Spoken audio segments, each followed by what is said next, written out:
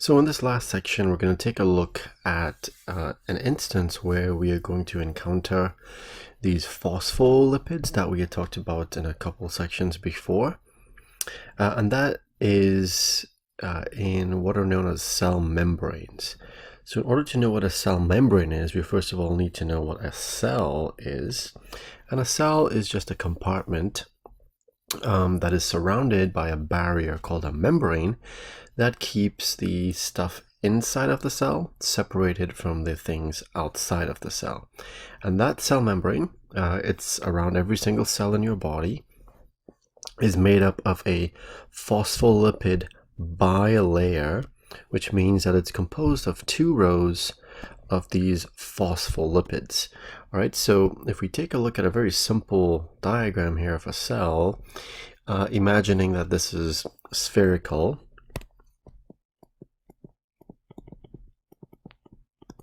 so like a tennis ball, for instance, but really, really small. And here we're just looking at a sort of a cross section, so it looks like a circle, but keep in mind that this is a three-dimensional object. So we have here the cell membrane, and it separates the contents of the cell, so the inside of the cell, which is mostly water, so it's aqueous, from the outside of the cell, which is also aqueous. Right? So remember, if something is aqueous, that means it's dissolved in water.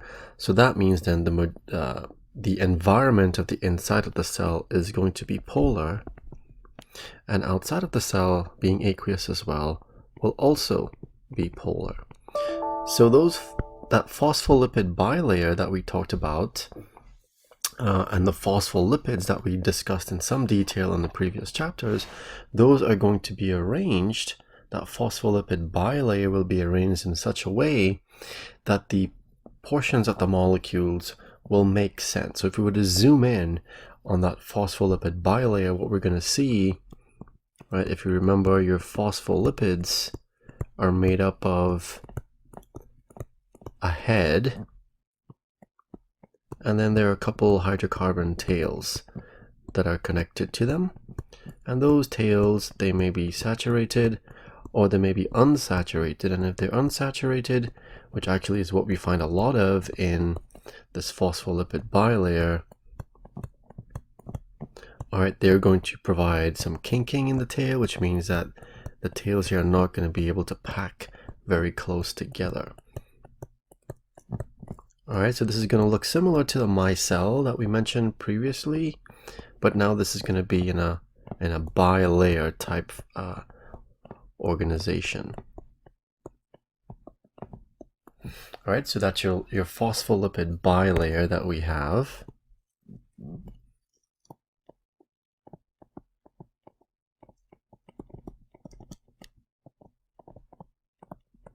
So we have two layers, one layer up on top and another layer underneath, or on the inside, I guess. And this phospholipid bilayer separates the inside of the cell. So on one side of the bilayer, we have the interior, also called the intracellular environment, from the other side, which is the outside of the cell, which we call the extracellular environment.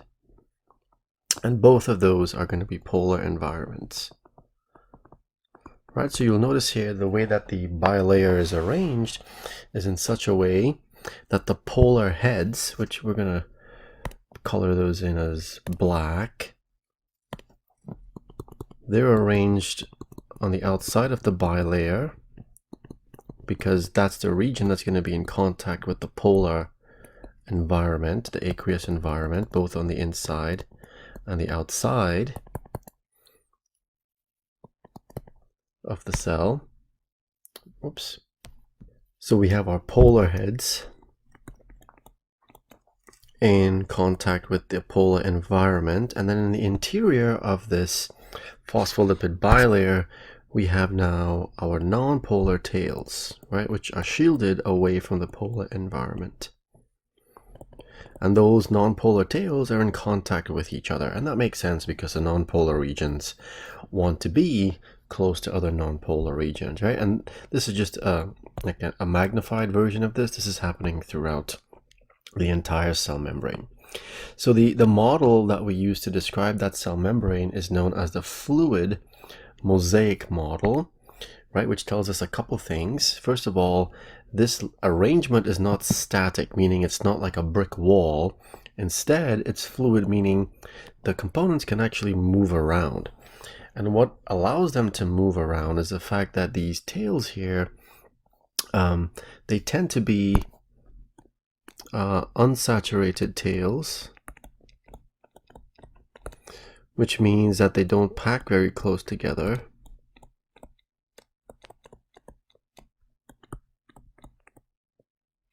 Which means they can move around, right? Specifically, the phospholipids themselves, right? They can switch positions. They can actually flip-flop positions in the phospholipid bilayer. So there is some motion associated with the components, and it's a mosaic, meaning that it's actually composed of, in addition to the phospholipids, other things as well, such as proteins, as well as cholesterols that are embedded in that phospholipid bilayer. So here you have a little, maybe a more aesthetically pleasing depiction of that bilayer. So there's our bilayer. We have one layer up here on top of that green line, and the other layer on the bottom of the green line. And then what you'll see here in this diagram is that there are these proteins. Some of them can span the entire width or thickness of the bilayer. Some of them have channels, which we'll talk about in a second. Some of them just sort of hug the surface, and they're surface proteins. And what we also are going to see is that there are carbohydrate chains that sort of stick off or stick out from the bilayer, and what they serve as recognition sites where other molecules can recognize them, and then they trigger something to happen inside of the cell. All right, so the key thing here is in the phospholipid bilayer, you have the polar heads that are at the surface of the membrane, and then the non-polar tails are at the center of the membrane, away from the water, from the aqueous environment. So we said the bilayer itself, that's not the only component. There are also proteins, there's carbohydrates, there's cholesterol. The tails tend to be unsaturated fatty acids, which make them fluid, meaning there's motion rather than being rigid like a brick wall. And those proteins and carbs that we see on the surface, they serve as recognition sites, which allow them to communicate with other molecules like hormones and neurotransmitters that transfer signals to the inside of the cell, and they tell the cell to turn something on or to turn something off, for instance. So how do things move in and out of the cell? Well, if a molecule or a substance has to move across that cell membrane, it needs to somehow find a way through. And there are three general ways by which molecules or particles or substances can move across that cell membrane. The first is called just diffusion, also known as passive transport. And the way that works is there needs to be a concentration difference. I'll write that in blue. So there needs to be a difference in concentration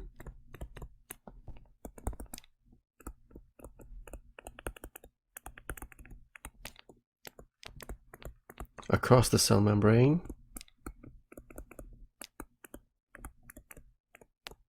for that particular substance that we are concerned with. So for instance, if this is I'm just going to make the bilayer two lines here. So this is my bilayer. And let's say we had a substance, we'll say A, and we have the concentration of A, and this is on the outside of the cell. And then this is the inside of the cell of the bilayer. And let's say we had the same thing, A on the inside. There needs to be a difference in concentration of A on both sides of that bilayer. Right? So this is my bilayer here. So let's say on the outside of the cell, there's a high concentration of A, and on the inside of the cell there's a low concentration of A. What can happen just on the basis of nature, because there's a higher concentration of A on the outside, A will naturally want to then diffuse through that cell membrane to where there's a lower concentration, right? So normally things move from high to low concentration. So substances normally move from high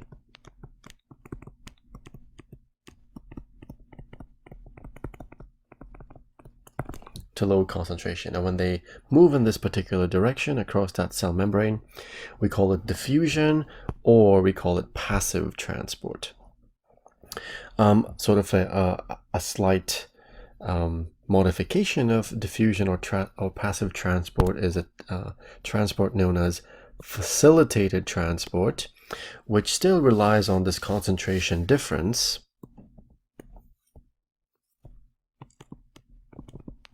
So it relies on the concentration difference, but now the substance is going to diffuse or move through something that facilitates or allows the molecule to move across that cell membrane. So the substance moves through typically it's a protein channel, right? And so the protein channel there functions as sort of a conduit that allows that molecule to move, or that substance to move, when it otherwise wouldn't be able to get past that barrier, right? So maybe the molecule is too big, or maybe based on its polarity, it's not able to move across that cell membrane.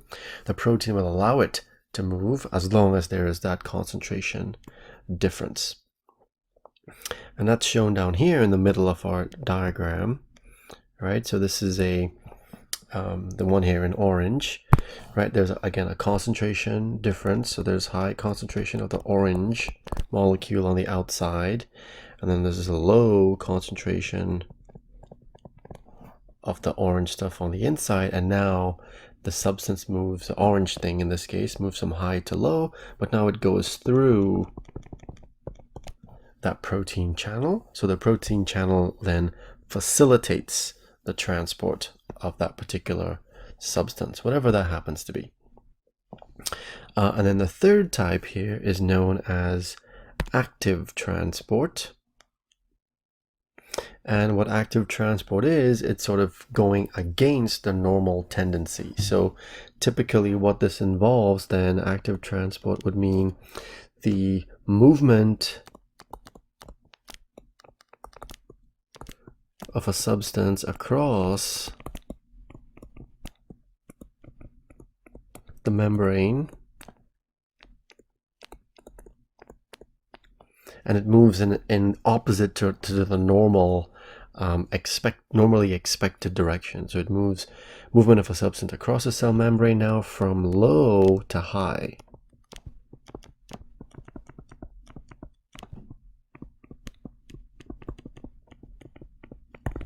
Right, so that's opposite to what we would normally expect. Normally things move from high to low. In active transport, we have the movement from low to high concentration. So that's going against the natural tendency, which means then that energy will be required. So energy is needed for this, for active transport to happen. Right, and in some cases, this active transport is extremely important to maintain, for example, a concentration gradient or a difference in concentration of a particular ion or a substance. Right, so those are the three ways by which substances can be transported across that cell membrane. We have diffusion or passive transport, which is just a movement from high to low concentration across the membrane. We have facilitated transport, again movement from high to low concentration, but now it's through some sort of a channel, typically a protein. And then we have active transport going from low to high concentration